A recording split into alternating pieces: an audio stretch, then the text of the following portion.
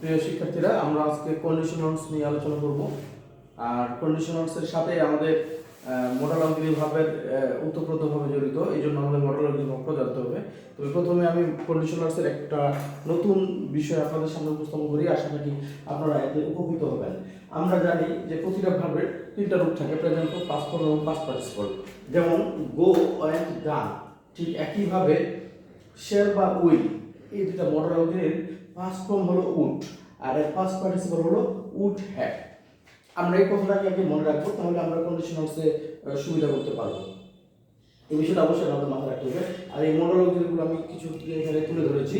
Shell, will, can, could, may, might, ought to, dare, need, must, এগুলো হলো model অগ্রী। এবং model অগ্রী পরে ভাবটি সবসময় বেস ফর্মে হবে বা প্রেজেন্ট ফর্মে হবে, অর্থাৎ এই ফর্মটাতে হবে এবং এর সাথে কখনো অ্যাস বা ইয়েস যোগ হবে না, আইএনজি যোগ হবে না এবং পাস্ট পার্টিসিপল হবে না। আচ্ছা, এখানে আমি দুইটা সেন্টেন্স আগে দিয়েছি। মডেল অগ্রী সম্পর্কে একটু আলোচনা করে আমরা কন্ডিশনালসে চলে যাব। এই দুইটা সেন্টেন্স সম্পর্কে শুধু একটু জানি। এখানে আমরা দুইটা জিনিস জানবো, সেটা হলো সক্ষমতা। ক্যান মানে পারা, মে মানে পারা, দুইটাতেই মানে দুইটার অর্থই হলো পারা। কিন্তু ক্যান এবং মে কখন ব্যবহৃত হয়? ক্যানটা ব্যবহৃত হবে সক্ষমতা অর্থে ব্যবহারের জন্য, আর মেটা ব্যবহার হবে সম্ভাবনা অর্থে। যেমন আজকে বৃষ্টি হতে পারে, এটা কিন্তু সম্ভাবনা, এক্ষেত্রে আমরা মে ব্যবহার করবো। সে ক্রিকেট খেলতে পারে, এটা তার সক্ষমতা। সে ইংরেজিতে কথা বলতে পারে, তার একটা সক্ষমতা। সক্ষমতা অনেকটা দক্ষতার সাথে জড়িত। এই জন্যই যখন সক্ষমতা বোঝাবে তখন আমরা ক্যান ব্যবহার করবো, আর যখন সম্ভাবনা বোঝাবে তখন আমরা মে ব্যবহার করবো। যেমন এখানে দুইটা সেন্টেন্স আমি দিয়েছি। আই ক্যান প্লে ক্রিকেট, আমি ক্রিকেট খেলতে পারি, এটা আমার সক্ষমতা, এটা আমার দক্ষতা আছে, এই জন্য আমি এখানে ক্যান ব্যবহার করেছি। আরেকটা হলো হি মে কাম টুডে, সে আজকে আসতে পারে, এটা তার সম্ভাবনা বোঝাচ্ছে, এই জন্য আমরা এখানে মে ব্যবহার করেছি, এখানে আমরা ক্যান ব্যবহার করবো না। আচ্ছা, আরেকটা বিষয় হলো যে অনেকেই মডাল অগ্রীর পরে ভার্বের সাথে অ্যাস বা ইয়েস যোগ করে। আমরা ওই যে প্রেজেন্ট ইনডিফিনিট টেন্সে জানতে পেরেছি যে ভার্বের সাথে অ্যাস বা ইয়েস যোগ করে। থার্ড পারসন সিঙ্গুলার, এটা থার্ড পারসন সিঙ্গুলার নাম্বার, এই জন্য আমরা অ্যাস যোগ করবো, এরকম না। মডাল অগ্রী করে সবসময় ভার্বের বেস ফর্ম বসে, প্রেজেন্ট ফর্ম বসে, একদম V1 ফর্ম বসে, বেস ফর্ম যেটা বলে। এর সাথে অ্যাস বা ইয়েস বা আইএনজি বা পাস্ট পার্টিসিপল কখনোই হবে না। আশা রাখি আপনি বুঝতে পেরেছেন। আমরা এবার মূল আলোচনায় চলে আসি, কন্ডিশনালসে। প্রিয় শিক্ষার্থীরা, আমি প্রথমে ফার্স্ট কন্ডিশন সম্পর্কে আলোচনা করব। আমি এখানে একটা সেন্টেন্স দুইবার লিখেছি, আমি এই সেন্টেন্সটা দিয়ে ব্যাখ্যা দেব। এখানে বলা হচ্ছে if he invites me I dash dash there. এখানে দেখেন এই ভার্বটা আছে প্রেজেন্ট টেন্সে। প্রেজেন্ট টেন্সে দেখেন ইনভাইটেড এই ফর্মে আছে। যেহেতু এই ফর্মে আছে, তাহলে এখন মনে রাখবেন এই কন্ডিশনালে এটা হলো প্রিন্সিপাল ক্লজ। এই প্রিন্সিপাল ক্লজে সবসময় ফিউচার হবে, ফিউচার হবে। তো কিরকম ফিউচার হবে দেখেন, যেহেতু এটা আছে প্রেজেন্ট টেন্সে, প্রেজেন্ট টেন্সে অর্থাৎ এই ফিউচারগুলো হবে আমাদের। শেল বা উইল ব্যবহার হবে, উড ব্যবহার হবে আর উড হ্যাভ ব্যবহার হবে। এখানে কিন্তু এই তিনটা জিনিস ব্যবহার হবে।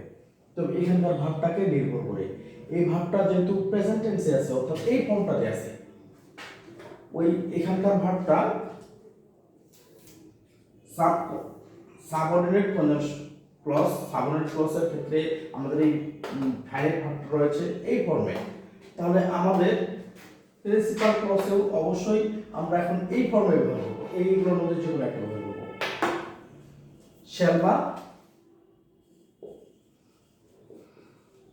উইল, তারপরে মূল ভাবটার বেস ফর্ম বসাবো। তাহলে if he invites me I shall বা উইল গো দেয়ার। অর্থাৎ ব্যাপারটা হলো এরকম, if he invites me I will বা শ্যাল গো দেয়ার। আচ্ছা, এটা হলো ফার্স্ট কন্ডিশনালের ক্ষেত্রে। এই ক্ষেত্রে আমরা আবার সেকেন্ড কন্ডিশনালে যদি আসি, তাহলে দেখেন if he invited me I go there. আমরা পরিবর্তনটা করবো এই জায়গায়। আমরা এই ভাবটা দেখলাম, এই ভাবটা যখন এরকম ছিল তখন আমরা এই অধীনের ভাবটা ব্যবহার করেছিলাম, এই মডেলটা ব্যবহার করেছিলাম। যখন ভাবটা আসলে এই ফর্মে, মানে ভাবের পাস্ট ফর্ম হয়েছে, পাস্ট ইনডিফিনিট টেন্সে আছে, তখন আমরা মডেল অক্সিলারি আমরা এটা ব্যবহার করবো, উডটা ব্যবহার করবো। আমরা কিন্তু এখানে শুড ব্যবহার করবো না, এখানে উড ব্যবহার করবো, কারণ শুডের অর্থটা হচ্ছে উচিত, ওটা ভিন্ন অর্থে ব্যবহার করা হয়।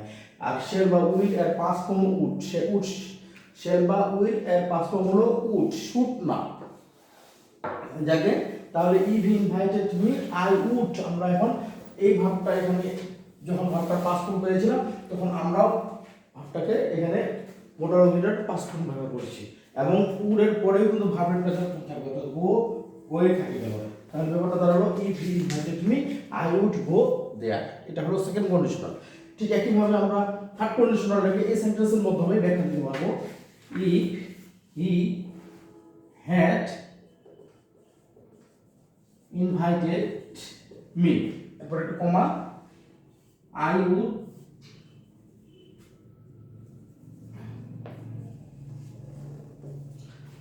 এখন এখানে আমাদের গো আছে, গো থাকবে, থাকতে পারে, না থাকতে পারে। এখন আমরা ওই গোটার জন্য কোন ফর্মটা করব? আমরা এখানে দেখলাম যে এটা রয়েছে, এই ফর্মটা রয়েছে, এটা এটা পাস্ট পারফেক্ট টেন্স আছে। পাস্ট পারফেক্ট টেন্স আমরা কিভাবে বুঝলাম? কারণ এখানে হেড আছে এবং ভার্বের পাস্ট পার্টিসিপল আছে, এটা হলো পাস্ট পারফেক্ট টেন্সে আছে। আর এটা কিন্তু পাস্ট ইনডিফিনিট ছিল, কারণ এখানে কোনো হেডের মতো অভিযোগ ছিল না এই জায়গাটাতে, যেজন্য এটা হলো পাস্ট পারফেক্ট টেন্সে। অর্থাৎ ভার্বটা এখন এই ফর্মে আসার কারণে, অর্থাৎ ব্যাপারটা এরকম আসে, ভার্বটা এরকম ফর্মে চলে আসছে, এই ফর্মে আসার কারণে আমরা এখন মোডাল অক্সিলারি এই ফর্মে নিয়ে নিব, অর্থাৎ আমরা উড হ্যাভ দেব। আমরা এখন এই জায়গাটাতে নিয়ে নিচ্ছি উড হ্যাভ। আচ্ছা, উড হ্যাভ এর পরে ভার্বের পাস্ট পার্টিসিপল হয়, উড হ্যাভ এর পরে ভার্বের পাস্ট পার্টিসিপল হয়। এটা কারণগুলো দুইটা ব্যাখ্যা রয়েছে। আমরা জানি যে উডটা হলো মোডাল অক্সিলারি, মোডাল অক্সিলারি পরে সবসময় ভার্বের বেস ফর্ম হয়। তো এখানে হ্যাভের তিনটা রূপ হয়েছে, হ্যাভ, হ্যাজ, হ্যাড, এবং আরেকটা রূপ হচ্ছে হ্যাভিং। যাতে টু হ্যাভের পাস্ট বেস ফর্ম হলো হ্যাড, আমি এর আগে আলোচনা করেছিলাম। তো আমরা উডের কারণে আমরা হ্যাভের বেস ফর্ম দিয়ে দিলাম। আবার আরেকটা নিয়ম জানি আমরা, have, has, had, get, got, having, এদের পরে ভার্বের পাস্ট পার্টিসিপল হয়। এই জন্যই আমরা এই যে হ্যাভের পরে যে গো পেয়েছিলাম, এই গোটা এখন গান হয়ে গেল। তাহলে আমাদের ব্যাপারটা দাঁড়ালো if he had invited me I would have, এটা গান, গোটা এখন গান হয়ে গেছে দেয়ার, অর্থাৎ পাস্ট পার্টিসিপল হয়ে গেছে। তাহলে আমাদের এই কন্ডিশনালের সাথে আমাদের এই রূপটা আমাদের জানা জরুরি, এবং এটা যদি আমরা মাথায় রাখি তাহলে কিন্তু আমাদের আর কন্ডিশনাল কোনো সমস্যা হবে না। অর্থাৎ আমরা এখানে কি বসাবো, এই ভাবগুলো কি বসাবো সেটা আমাদের এই প্রথম অংশটাই বলে দিবে, এই ভাবটাই আমাদের বলে দিবে যে আমরা কি বসাবো। এই যেহেতু প্রেজেন্ট ফর্মে আছে, আমরা সে উইল নিয়ে ভার্বের প্রেজেন্ট ফর্ম করে দিলাম। যখন আমরা ভার্বের পাস্ট ফর্ম পাচ্ছি তখন আমরা ওই শেল বা উইলের পাস্ট ফর্ম করে দিচ্ছি উড, এই যে। অর্থাৎ ভাবটা যখন এই ফর্মে পাবো তখন আমরা ওই পাশে এই জায়গায় যখন ভাবটা এই ফর্মে পাবো, প্রেজেন্ট ফর্মে পাবো, তখন আমরা ফিউচারের জন্য আমরা এটা ব্যবহার করবো। যখন আমরা ভাবটা এই ফর্মে পাবো তখন আমরা ওখানে ওই এই জায়গাটাতে প্রিন্সিপাল ক্লজ এটা ব্যবহার করবো।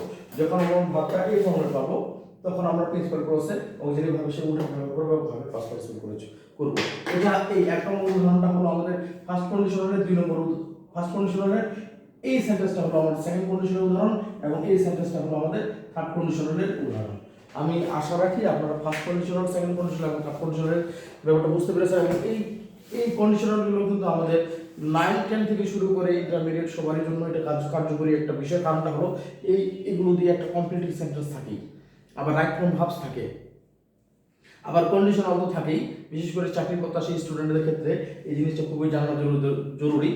আমাদের যখন মনে করেন এই অংশটা দেওয়া থাকলো, আমাদের কমপ্লিটিং সেন্টেন্সের ক্ষেত্রে আমাদের সেন্টেন্সটা পূরণ করতে হবে। আমাদের এই অংশটা দেওয়া থাকলো, আমাদের বাকি অংশটা এখন পূরণ করতে হবে। আমরা বাকি অংশটা কেমন পূরণ করব? আমাদের যেহেতু এক নম্বর কন্ডিশনালের নিয়মে পড়েছে, আমরা এখন একটা পূরণ করব। প্রথমে সাবজেক্ট দিব, তারপরে শ্যাল বা উইল ব্যবহার করব, তারপরে ভার্বের প্রেজেন্ট ফর্ম ব্যবহার করব, তারপর অবজেক্ট বা অ্যাডজেক্টিভ শুনবো। তাহলে কিন্তু আমাদের এক নম্বর গঠন হয়ে গেছে। দেখাটা বোঝা যাচ্ছে? এখানে আমি অ্যাজ দ্য সাবজেক্ট বুঝেছি, এখানে শ্যাল বা উইল ব্যবহার করেছি। আমি আরো একটু ব্যাখ্যা করে দিই, অত বেশি আলোচনা দরকার নেই। আমরা জাস্ট যে কাজটা করবো, প্রথমে সাবজেক্ট নিব, পরে উইল নিব, তারপরে ভার্বের প্রেজেন্ট ফর্ম নিব, তারপরে অবজেক্ট বা অ্যাকশন নিব। আমার এই গঠনটা থাকবে। আমরা ঠিক একইভাবে এটা পূরণ করে ফেলি। ইফ হি ইনভাইটস মি, সে যদি আমাকে আমন্ত্রণ করে, আমি অন্যভাবে এটা বলতে পারি, আই উইল ট্রাই টু গো। আচ্ছা, আমাদের যদি এই গঠনে থাকে, আচ্ছা এটা আর এটা একই গঠন, আমি এটাকে বাদ দিয়ে দিলাম, অবলোড করলাম। এটা লাগতেছে না। কমপ্লিটিং সেন্টেন্সের ক্ষেত্রে স্টুডেন্টের যদি এই প্রশ্নটা আসে ইভি ইনভাইটেড মি, আমরা তাহলে এটাকে কিভাবে কমপ্লিট করব? আমরা এখন এইভাবে সাবজেক্ট বসাবো, উড বসাবো, ভার্বের প্রেজেন্ট ফর্ম বসাবো, অবজেক্ট বা এক্সটেনশন বসাবো। ইভি ইনভাইটেড মি আমরা এখন এই কাজটা করব। এটা কিন্তু 5টি ইনভাইটেড, এটা কিন্তু 2 নম্বর আর 3 নম্বরের সাথে গোলানো যাবে না, কারণ 3 নম্বরে কিন্তু সাধারণত হেড আছে, এখানে যেমন ইনভাইটেড আছে এখানে ইনভাইটেড আছে, বাট এখানে হেড আছে এখানে একটাই, তার মানে 5টি ইনভাইটেড। 5টি ইনভাইটেডের কারণে আমরা যখন এই গঠন করব subject would verb present form object, তাহলে আমরা এইভাবেই যদি সেন্টেন্সটি কমপ্লিট করি তাহলে দাঁড়াচ্ছে এরকম I would try to go. এটা হলো সেকেন্ড কন্ডিশন। আচ্ছা, থার্ড কন্ডিশন যদি আমাদের পূরণ করতে বলে আমি এটা বাদ দিয়ে দিলাম, আমরা এখন যেভাবে পূরণ করব আমাদের সেন্টেন্স এইভাবে দেওয়া আছে। এখন আমাদের কমপ্লিটিং করতে হবে। কমপ্লিটিং করার জন্য আমরা কি করব? সাবজেক্ট বসাবো, উড হ্যাভ বসাবো, ভার্বের পাস্ট পার্টিসিপল করব, অবজেক্ট বা এক্সটেনশন বসাবো। 3 নম্বরটা জন্য আমরা কি করব? সাবজেক্ট বসাবো, উড হ্যাভ বসাবো, ভার্বের পাস্ট পার্টিসিপল করব, অবজেক্ট বা এক্সটেনশন বসাবো। তাহলে এটাকে আমরা কমপ্লিট করলে দাঁড়াচ্ছে ঠিক এইভাবে, এই গঠন অনুযায়ী এই সেন্টেন্সটাকে যদি আমরা পূরণ করি, ক্লোজটাকে I would have try to go, এটা আমাদের কমপ্লিট সেন্টেন্সের জন্য লাগতেছে। আশা রাখি আপনারা বুঝতে পেরেছেন। তবে এই বিষয়টা মাথায় রাখতে হবে, এটা হলো বেস ফর্ম, এটা হলো পাস্ট ফর্ম, এটা হলো পাস্ট পার্টিসিপল। অর্থাৎ এই পাশের ভাবটা যেমন থাকবে আমরা ওই পাশে তেমনই রূপ দিব, এই পাশের ভাবটা যেমন থাকবে ওই পাশে তেমনই রূপ দিব, এই পাশের ভাবটা যেমনই রূপ থাকবে আমরা তেমনই রূপ দিব। আশা রাখি আপনারা এই কন্ডিশনগুলো বুঝতে পেরেছেন। ফার্স্ট কন্ডিশন, সেকেন্ড কন্ডিশন এবং থার্ড কন্ডিশন। আমাদের আরেকটা আছে জিরো কন্ডিশন। জিরো কন্ডিশন হলে হয় কি, আমরা এই যে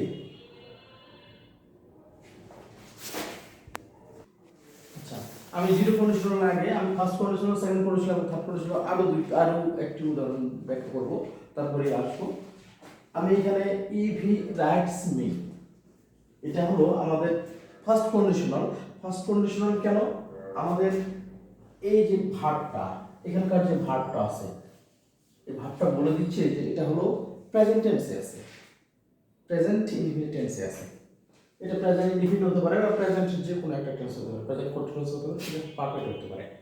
যদি প্রেজেন্টের মধ্যে থেকে থাকে, অর্থাৎ ভার্বটা যেহেতু এই ফর্মে আছে, তাহলে আমরা এই জায়গায় যখন পূরণ করব, ক্লজটা, তখন আমরা কি করব? সাবজেক্ট বসাবো। আর অক্সিলারি ভার্ব নিব কি, এখানে যেমন রাইট হচ্ছিল তাহলে আমরা সেরকম উইল দেব। আমাদের ভাবটা এরকম থাকলে আমরা এরকম দেব, ভাবটা এরকম থাকলে আমরা এরকম দেব।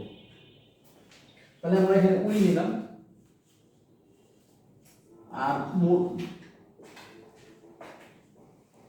আমাদের মোডাল অক্সিলারি পরে ভার্ব সুষমা বেস ফর্ম, আমরা গঠনটা আমরা মাথায় সেট আপ করে নিয়ে নিলাম যে আমাদের যেহেতু এই গঠনে পড়েছে, তাহলে আমরা পূরণ করব এই গঠনে। এটা কমপ্লিটিং সেন্টেন্সের জন্য। তাহলে আমরা কি করব? ইফ হি রাইটস মি, সে যদি আমাকে লিখে, তাহলে আমরা বলতে পারি আই উইল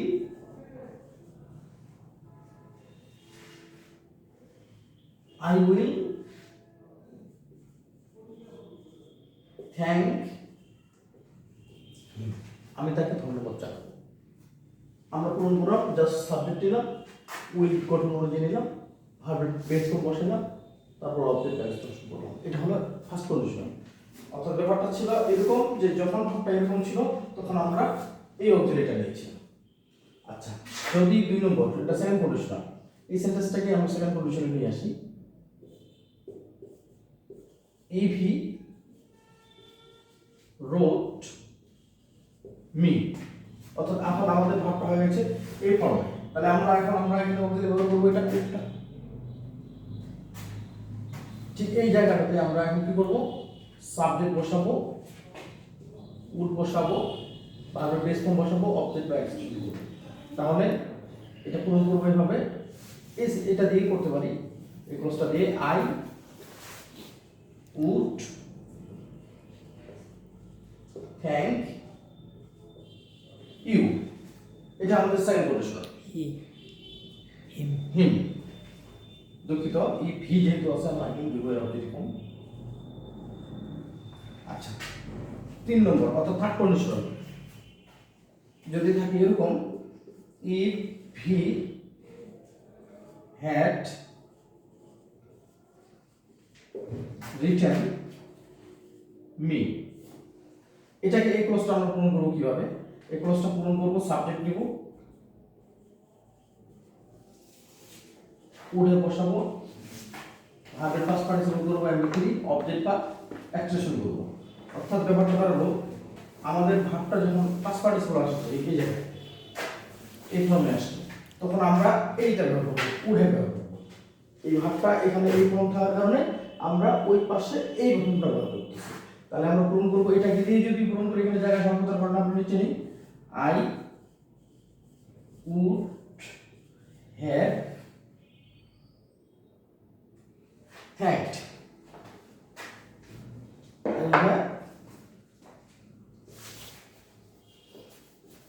হ্যাড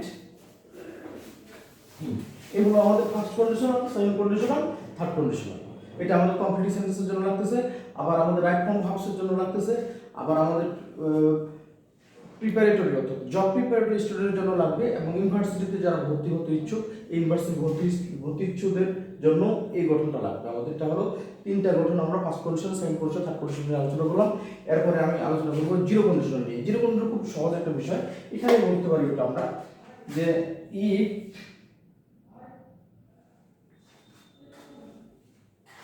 আমাদের এই জায়গাটাতে, আচ্ছা এটা আমি মিশিয়ে দিয়ে কাজটা করতেছি। আচ্ছা জিরো কন্ডিশনটা হলো এই যে প্রিন্সিপাল ক্লজ আছে, এই প্রিন্সিপাল ক্লজটা থাকবে প্রেজেন্ট ইনডিফিনিট, অর্থাৎ এটা হবে ইউনিভার্সাল ট্রুথ। এটা ইউনিভার্সাল ট্রুথ হবে। ইউনিভার্সাল ট্রুথ আমরা জানি যে universal truth present indefinite tense ছাড়া অন্য কোনো টেন্সে হয় না।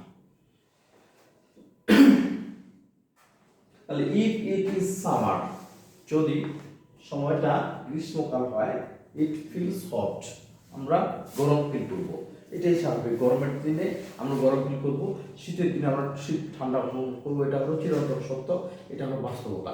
আচ্ছা চিরন্তন সত্য ব্যাপারটা আমি আরেকটু ব্যাখ্যা করে বলি। এই যে আমি কথা বললাম, আমি ভাত খাই, এটাও তো চিরন্তন সত্য, এটা তো কথা বলে ফেললাম, এটা তো পরিবর্তন হবে না। আমরা তো জানি যে যেটা পরিবর্তন হয় না সেটাই হলো চিরন্তন সত্য। আমি তো ভাত খাই, আমি ভাত খেয়ে এসেছি, এটা তো চিরন্তন সত্য, এটা তো পরিবর্তন হবে না। তাহলে এটা কি চিরন্তন সত্যের মধ্যে পড়বো না? চিরন্তন সত্যটা হলো যেটা আমরা মানুষ পরিবর্তন করতে পারবো না আমাদের অ্যাক্টিভিটিস দিয়ে, মানুষের নিয়ন্ত্রণের বাইরে, সেটাই হলো চিরন্তন সত্য। তবে ইতিহাস না, অ্যাক্টিভিটিস, চলমান অ্যাক্টিভিটিস গুলো যেগুলো আমরা পরিবর্তন করতে পারবো না, আজকের যে ঘটনাগুলো ঘটতেছে যেগুলোতে আমাদের মানুষের কোনো হাত নেই, মানুষ কোনো ঘটনা ঘটাইতে পারতেছে না, সেগুলো হলো চিরন্তন সত্য। এখন ইতিহাস যেগুলো হয়ে গেছে সেগুলো মানুষ করিয়েছিল, ওগুলো এই জন্য চিরন্তন সত্য নয়, ওগুলো ঐতিহাসিক। আর সূর্য পূর্ব দিকে উদিত হয়, এটা আপনি আমি কেউ পরিবর্তন করতে পারবো না, এটা চিরন্তন সত্য। গ্রীষ্মের দিনে গরম লাগবে, এটা চিরন্তন সত্য, এটা আপনি আমি কেউ পরিবর্তন করতে পারবো না। শীতের সময় ঠান্ডা লাগবে, এটাই চিরন্তন সত্য। বর্ষার সময় বৃষ্টি হবে, এটাই চিরন্তন সত্য। এই জন্যই এগুলোকে চিরন্তন সত্য বলা হয়। আচ্ছা if it is summer it feels hot, এই জন্য এটা চিরন্তন সত্য, আর এই জন্য এটাকে জিরো কন্ডিশনাল বলা হয়। আচ্ছা আমরা কন্ডিশনাল যেমন first conditional, second conditional, third conditional হয়েছি, আবার একটা জিরো কন্ডিশন পেলাম। আরও 2টা সেন্টেন্স আছে যেটা কন্ডিশনাল সাথে সম্পৃক্ত, আমি এখন ওই 2টা সেন্টেন্স সম্পর্কে আলোচনা করব। আচ্ছা আমাদের কন্ডিশনাল জানার ক্ষেত্রে এই 2টা সেন্টেন্স সম্পর্কে আমাদের একটু ব্যাখ্যা জানতে হবে। আমি এই সেন্টেন্সটা ব্যাখ্যাটা দিচ্ছি। আমাদের যদি গঠনটা থাকে এরকম, আই উইশ বা হি উইশেস এরকম যদি থাকে, তাহলে আমরা কমপ্লিট করব, প্রিন্সিপাল ক্লজটা কমপ্লিট হবে এরকম, সাবজেক্ট দিয়ে, তারপরে সাধারণত বি ভাব থাকলে হবে ওয়্যার, তারপরে এখানে বি ভাবটাই মূল ভাব, তারপরে অবজেক্ট বা এক্সটেনশন। ওয়্যার যখন থাকে তখন আর অবজেক্ট থাকে না, ওটা এক্সটেনশন হয়ে যায়। আচ্ছা এখানে আমি একটু বলি, এখানে ওয়্যার কেন হলো। আমরা তো জানি আই এর ক্ষেত্রে ওয়াস হয়, এখানে ওয়্যার কেন হলো? ওয়্যার হওয়ার কারণটা হলো এটা কিন্তু 2 নম্বর গঠনে পড়বে, এটা দেখেন এটা 2 নম্বর গঠনের মধ্যে পড়েছে, ভার্বের এমবি2। এমবি আর হলো ভার্বের বি ভার্বের প্রেজেন্ট ফর্ম এমবি1 ফর্ম, আর ওয়াস হলো বি ভার্বের এমবি2 ফর্ম। ওয়্যার হওয়ার কারণটা হলো এটা হলো অলিভ করবো না, আই ওয়্যারে কি আমি যদি রাজা হতাম, এখানে বলছে আই উইশ, আমি ইচ্ছে করছি আমি যদি রাজা হতাম, এটা কখনো সম্ভব না, এটা অকল্পনীয় একটা বিষয়। অকল্পনা হওয়ার কারণেই আমরা সাবজেক্টটা যাই হোক না কেন আমরা সবসময় ওয়্যার দিব। আই এর ক্ষেত্রে ওয়ার হবে, ই এর ক্ষেত্রে ওয়ার হবে, সি এর ক্ষেত্রে ওয়ার হবে, দে এর ক্ষেত্রে ওয়ার হবে, ইউ এর ক্ষেত্রে ওয়ার হবে। সাবজেক্ট যাই হোক না কেন আমরা সবসময় এই জন্য ওয়ার দেবো, এটা আমাদের কল্পনা, এই জন্যই আমরা সবসময় ওয়ার ব্যবহার করি। এবং এই গঠনটা সেকেন্ড কন্ডিশনারের সাথে মিল রয়েছে। আচ্ছা, এটা এরপরে থার্ড কন্ডিশনারের মতো এটা একটা গঠন। যদি হ্যাড দিয়ে শুরু হয়, প্রথমে থাকবে হ্যাড, তারপর সাবজেক্ট, তারপর ভার্বের পাস্ট পার্টিসিপল, তারপর অবজেক্ট। এখানে যে সবসময় বিল থাকবে তা কিন্তু না, অন্য কোনো ভাব থাকলে সেটা পাস্ট পার্টিসিপল হবে। বি এর পাস্ট পার্টিসিপল হচ্ছে বিল, এই জন্য এখানে বিল বসানো হয়েছে। আচ্ছা, যদি ব্যাপারটা গঠনটা এরকম থাকে তাহলে আমাদের থার্ড কন্ডিশনারের মতো এটা পূরণ করবো। প্রথমে সাবজেক্ট বসছে, তারপরে উড হ্যাভ বসছে, তারপর ভার্বের পাস্ট পার্টিসিপল বসছে, তারপর অবজেক্ট বা এক্সটেনশন বসছে। সাবজেক্ট আর উড হ্যাভ, এই যে ডাব্লিউএস দিয়ে আমি উড হ্যাভ বোঝানো হয়েছে, এখানে ডাব্লিউএস বলতে ওই ডাব্লিউএস না, এখানে উড হ্যাভ কে বোঝানো হয়েছে। তারপরে এখানে ভার্বের পাস্ট পার্টিসিপল, তারপরে এখানে অবজেক্ট বা এক্সটেনশন। এই হলো আমাদের কন্ডিশনাল সম্পর্কে আলোচনা। আমি আশা রাখি আজকের ক্লাসের পরে আমার এই শিক্ষার্থীদের, প্রিয় শিক্ষার্থীদের আর কন্ডিশনাল সম্পর্কে সমস্যা থাকবে না। সমস্যা থাকলেও তারপরেও আমার এখানে নাম্বার দেওয়া আছে, আপনারা আমার সাথে কন্ট্যাক্ট করতে পারবেন, যে কোনো সময় আপনারা ফোন দিতে পারবেন। আরেকটি বিষয় হলো, আমার আপনাদের প্রতি একটা রিকোয়েস্ট থাকবে, সেটা হলো আপনারা আমার এই চ্যানেলটি সাবস্ক্রাইব করবেন এবং রিং বাটন ক্লিক করবেন, তাহলে আমি আপনাদের সাথে থাকতে পারবো, আপনাদের সাথে থাকবো এই আশা রেখে ব্যক্ত করে আমি আগামী দিনে আপনাদের সাথে আরও বিভিন্ন ক্লাসে আপনাদেরকে আপনাদের ক্লাসে সহযোগিতা করার আশা নিয়ে শেষ করছি। সবাইকে ধন্যবাদ।